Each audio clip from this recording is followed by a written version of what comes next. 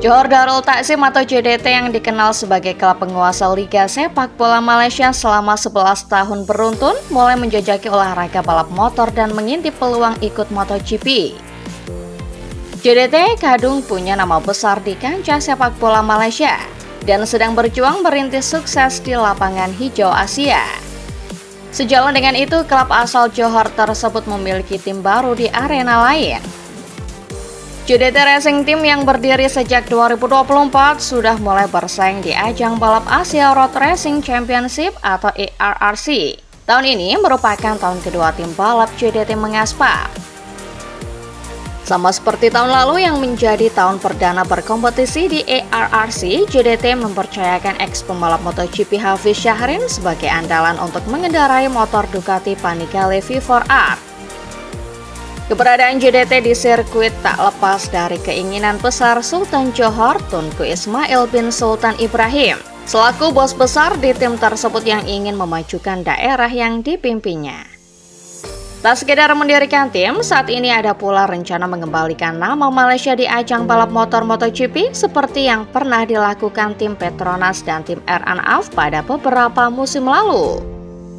Bahkan manajer Johor Darul Takzim Racing Team Rasmin Masli mengatakan ada rencana bertemu dengan tim official MotoGP pada 2026.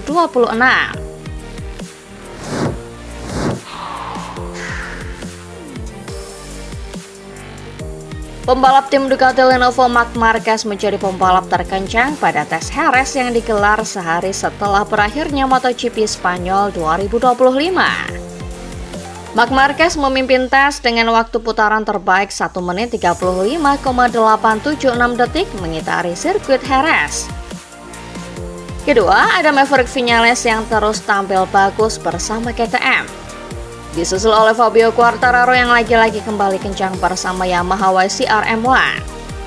Selanjutnya ada Alex Rins yang menempel rekan setimnya. Disusul Pedro Acosta di posisi kelima pembalap tercepat. Perlu diingat bahwa lap time bukan menjadi fokus para pembalap pada sesi tes ini, melainkan dicobanya sejumlah komponen baru dari masing-masing pabrikan. Ducati tidak terlalu banyak membawa komponen baru, namun mereka lebih fokus memantapkan setting motor bagi para pembalapnya. Sedangkan Yamaha membawa mesin baru. KTM dan Aprilia kembali membawa beberapa upgrade komponen dari masing-masing motornya, khususnya soal aerodinamika. Aprilia membawa satu jenis winglet baru yang dipasang di bagian samping belakang, yang menyerupai tanduk namun mengarah ke bawah. Sedangkan Honda mencoba banyak komponen, terutama dengan hadirnya swing arm baru yang dicoba para pembalapnya.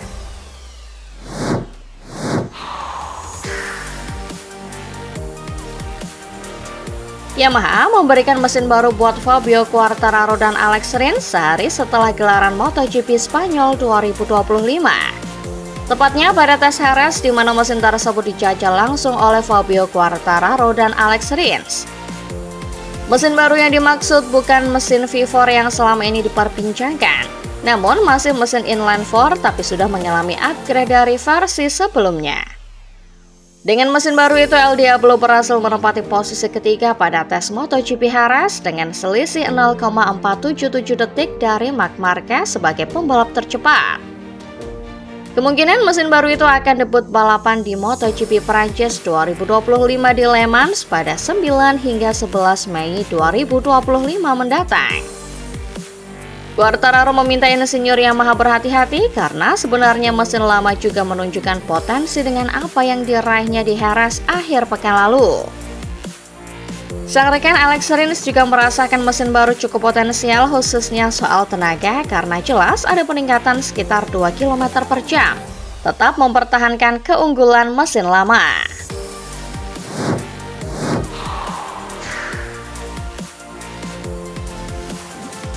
Sebelum dilangsungkan tes Jerez yang berlangsung 1 hari, manajer komunikasi media Aprilia Racing menyebar informasi kepada para jurnalis via grup WhatsApp yang bunyinya adalah, selama pengujian ini tujuannya adalah untuk mengeksplorasi solusi yang sulit dikembangkan selama akhir pekan balapan karena jadwal yang ketat. Beberapa komponen menarik akan diuji, khususnya di area aerodinamika, sebagai persiapan untuk kemungkinan homologasi kedua sebagaimana diizinkan oleh peraturan. Untuk Marco Bezzecchi, fokusnya adalah pada aerodinamika dan pengujian swing arm yang berbeda.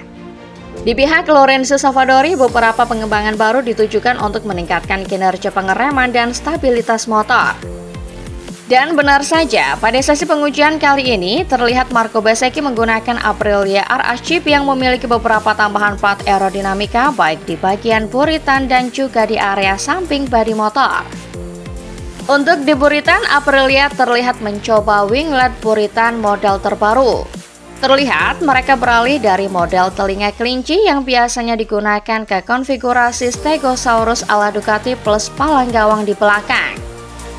Secara umum, bentuk winglet miring ala sirip Stegosaurus ini di salah satu sisinya akan berlaku seperti winglet lateral biasa atau normal saat motornya sendiri dalam keadaan miring baik ke kiri maupun ke kanan.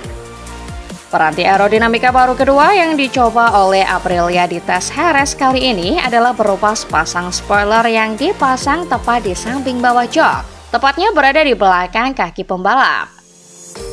Jika winglet buritan belakang saat ini dinamakan winglet kuping kelinci, maka keluarga pedok MotoGP sepakat menamakan plat baru Aprilia ini sebagai spoiler kuping gajah Dumbo yang mengayun ke arah bawah dan sampai sekarang masih jadi tanda tanya mengenai apa sebenarnya efek yang sedang dicari.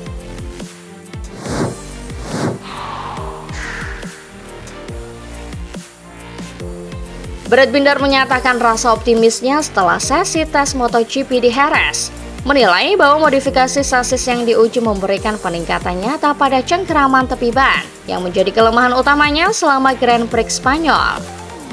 Pembalap Red Bull KTM ini yang finish sebagai pembalap tercepat ke-13 pada hari tes tersebut memfokuskan programnya untuk mengatasi keterbatasan cengkeraman tepi ban yang menghambat performanya di balapan akhir pekan sebelumnya.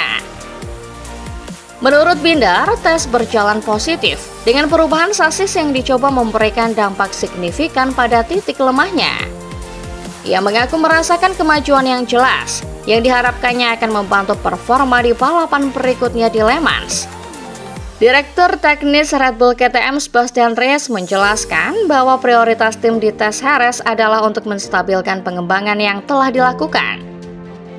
Dengan menguji preferensi masing-masing pembalap RC16 dan membandingkan antar pembalap untuk memastikan konsistensi.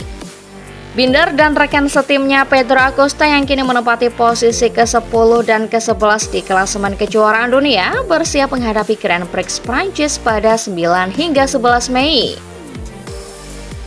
KTM sendiri berada di peringkat ketiga dalam klasemen konstruktor, meski kehilangan poin berharga akibat penalti tekanan ban yang diterima Maverick Viñales di Qatar. Sementara itu, Viñales dari tim Tech 3 KTM melanjutkan momentumnya dengan mencatat waktu lap terbaik kedua, hanya tertinggal 0,3 detik dari Marc Marquez. Sementara Acosta juga menunjukkan kecepatan kompetitif.